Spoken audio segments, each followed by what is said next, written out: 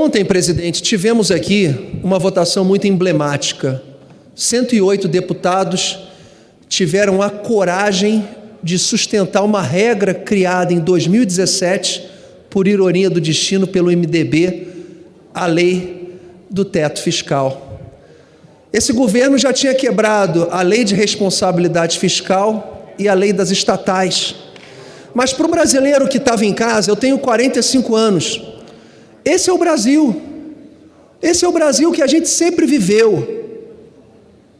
Esse é o Brasil que quebra regras, é o Brasil que tem direitos e não tem deveres, que tem direitos que não tem obrigação. Esse é o Brasil do coitadinho. Esse é o Brasil que não se respeita absolutamente nada. Que infelizmente muitos deputados não conseguiram enxergar que você respeitar uma regra orçamentária, é você defender o mais simples cidadão.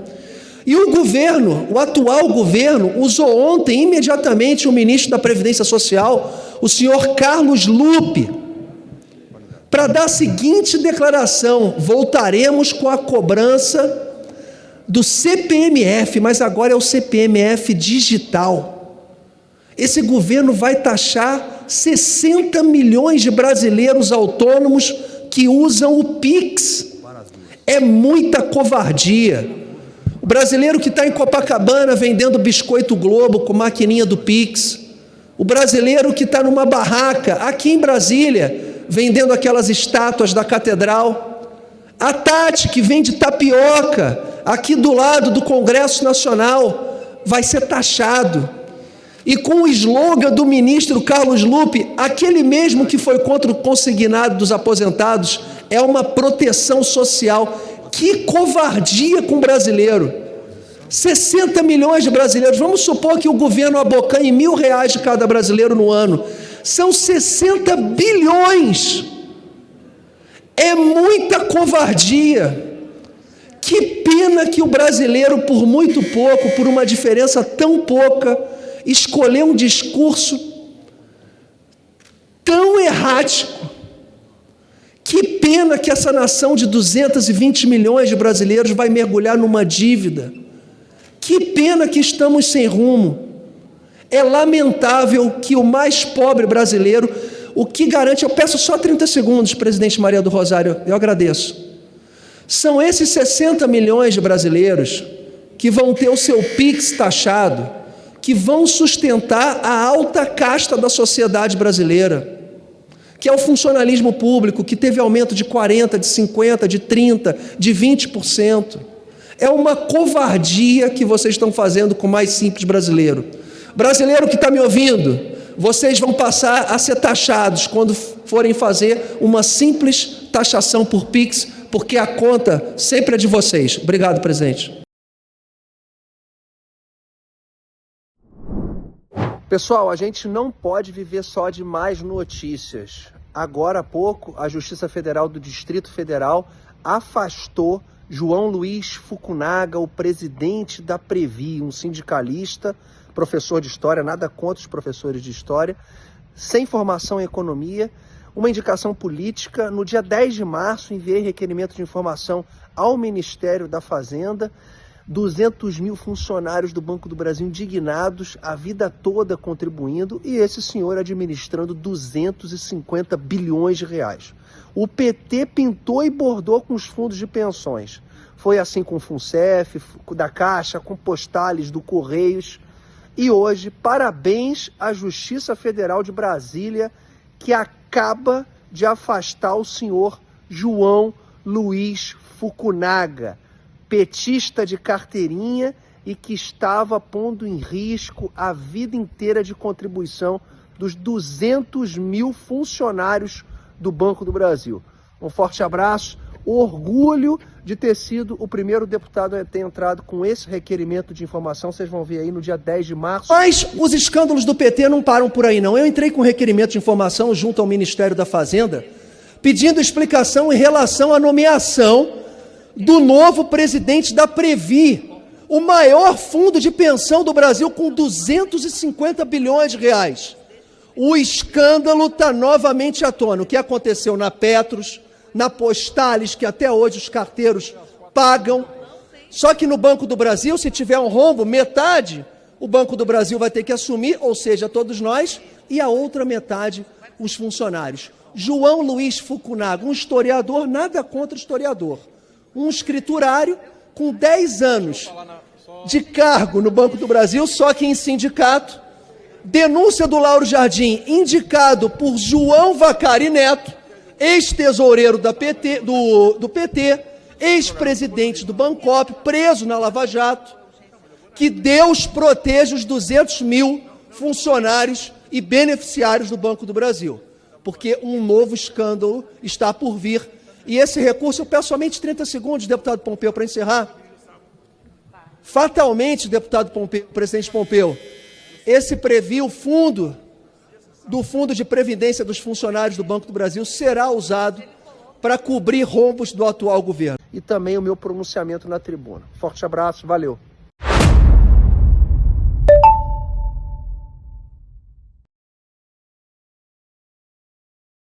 Presidente Gilberto, estamos prestes a completar quase 5 meses de governo, de desgoverno, isso mesmo, deputado Gilberto. Mas como saiu caro, deputado Gilberto, essa frente de apoio ao presidente Lula? Como saiu caro? E como ele está pagando essa frente? Ele teve que criar 14 ministérios, ele teve que abrir concessões a redes de comunicação. Só que quando a gente pensa que o rombo está apenas nos ministérios, não está só nos ministérios. Está na falta de tecnicidade dos ministérios, pessoas que não têm a capacidade técnica de dirigir aquela pauta de política pública específica. Está o segundo escalão, está o terceiro escalão, estão as autarquias, estão as empresas.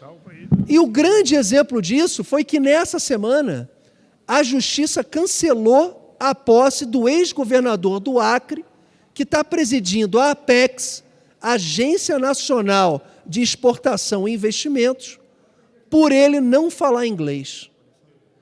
Um requisito básico.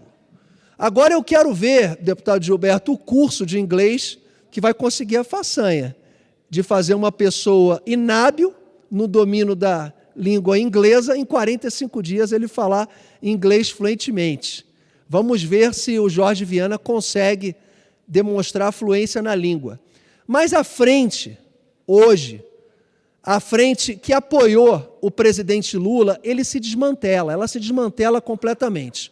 O que a gente observa é uma frente de PT raiz no atual governo, causando uma ingovernabilidade absurda no nosso país. É absolutamente improvável que esse Congresso aprove o arcabouço fiscal da maneira que o governo quer. Eu já vou aqui passar o meu voto, e o meu voto é completamente contra o arcabouço fiscal. Eu não posso ser a favor de um governo que quebrou a lei de responsabilidade fiscal, que quebrou a lei de teto, que quebrou a lei das estatais. A frente foi muito cara. O presidente Lula de hoje é o mesmo ou o pior daquele de 2003. Hoje a gente tem acesso à informação. Hoje todo brasileiro conhece pelo menos 4, 5, 6 ministros do Supremo Tribunal Federal. A gente tem acesso aos gastos do governo. Hoje a gente tem a volta da inflação. A gente tem o aumento do desemprego, principalmente nos estados do Nordeste. A gente, em 3 meses, já pulou de 7,9% para 8,8%. A gente tem o aumento dos juros, a gente tem as críticas do presidente à liberdade e à independência do Banco Central, a gente tem falas catastróficas agora no Japão, fazendo associação aos Estados Unidos. A gente nunca esteve tão mal representado internacionalmente. É preciso que esse Congresso reprove o arcabouço fiscal, é preciso que esse Congresso retorne aos 23 ministérios e é preciso que esse Congresso tenha responsabilidade com as futuras gerações. Muito obrigado, presidente Gilberto. E, corrigindo aqui, Recebi um bilhetinho aqui, ó. Deputado Cabo Gilberto Silva. Essa belíssima subcomissão e que já faz a sua estreia num episódio muito marcante envolvendo o futebol. Futebol é mais do que um esporte para o brasileiro. Futebol é uma religião. Futebol que tivemos o Pelé, que infelizmente nos deixou recentemente como o maior atleta do século. Então, nós ontem já nos manifestamos como comissão. Essa subcomissão escreveu aqui uma mensagem muito bonita e muito forte. E eu queria dizer ao Vini que ele não está sozinho. Ele fez um tweet agora, Renildo, que eu não sei se vocês já mencionaram, e eu peço até perdão por ter estado fora. Ele escreveu aqui: tem um propósito na vida, e se eu tiver que sofrer mais e mais para que futuras gerações não passem por situações parecidas, estou pronto e preparado. Tenho certeza que não só essa casa, mas como o Brasil todo, não vai deixar o Vinícius sofrer sozinho. O esporte, como eu sempre falei aqui várias vezes, o pódio, ele não quer receber quem é branco, quem é preto, quem é católico, quem é judeu, quem é de esquerda, quem é de direita. O pódio recebe o melhor. Então, que a Liga Espanhola ponha a mão na consciência, que o árbitro do VAR, que parece que já foi punido, né, deputado Bandeira de Mello, pela decisão ali aos 94 minutos, né, de jogo.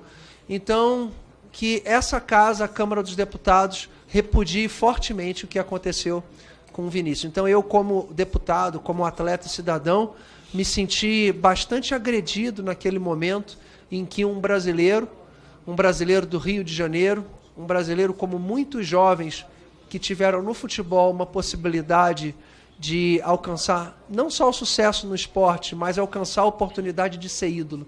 Então, não vamos deixar que um ídolo... E tem uma frase mais forte que eu falava quando eu era jovem atleta, e dizia mais ou menos o seguinte, deixa eu ver se eu vou lembrar. É triste o país que precisa de ídolos, né? Mas mais triste ainda é o país que maltrata os seus ídolos. Não vamos permitir que nenhum país ou nenhuma instituição maltrate um dos nossos ídolos.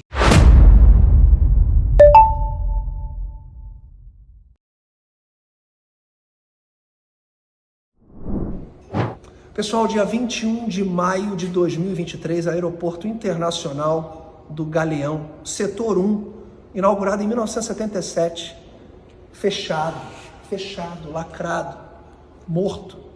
Esse setor do aeroporto morreu. Logo, o aeroporto que mais teve voos internacionais do Brasil. Daqui partiam voos para Hong Kong, para Seul, para Tóquio, para Frankfurt, para Amsterdã, para Londres, para Los Angeles, para Miami, para Washington. O aeroporto do Galeão hoje opera com 16% da sua capacidade. Aeroportos como de Campinas, Guarulhos, Belo Horizonte possuem mais conexões, mais voos. Esse é um retrato da cidade do Rio de Janeiro, governada há 28 anos pelo mesmo grupo político. As pessoas estão com medo de vir para o Rio de Janeiro. A opção do Santos Dumont é uma opção mais segura. Aqui no Galeão não temos mais voos para Florianópolis, Curitiba ou Porto Alegre. Eu, quando era criança, eu tive aqui em 1981, eu morava em Campo Grande, bairro da Zona Oeste do Rio de Janeiro. E eu pude ver o Concorde pousando aqui no Galeão.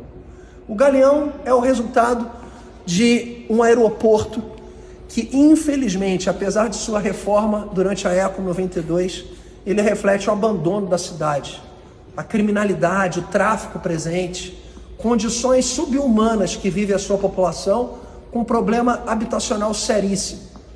Você que não é do Rio de Janeiro e você não conhece, para a gente chegar hoje aqui no Galeão, a gente passa por um dos locais mais perigosos, se não o local mais perigoso do nosso país. A linha vermelha, a linha amarela, o complexo da Maré, o complexo do Alemão, áreas de confronto, de guerra civil, locais onde possuem os maiores armamentos e mais perigosos armamentos do nosso país. Enquanto o Brasil, enquanto o Estado do Rio de Janeiro e o município não estiverem integrados no combate ao crime organizado e principalmente em solucionar os seríssimos problemas de habitação, esse aeroporto aqui, ó, muitos de vocês já estiveram aqui no Galeão, Aqui, ó, nada, tudo fechado.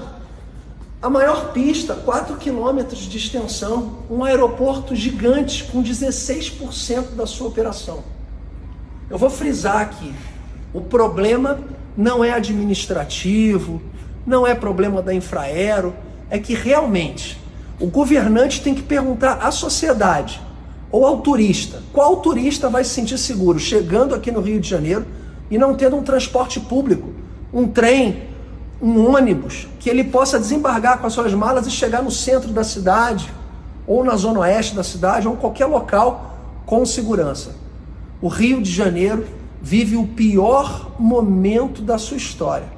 E eu vou frisar, o mesmo grupo político comandando o município há 28 anos.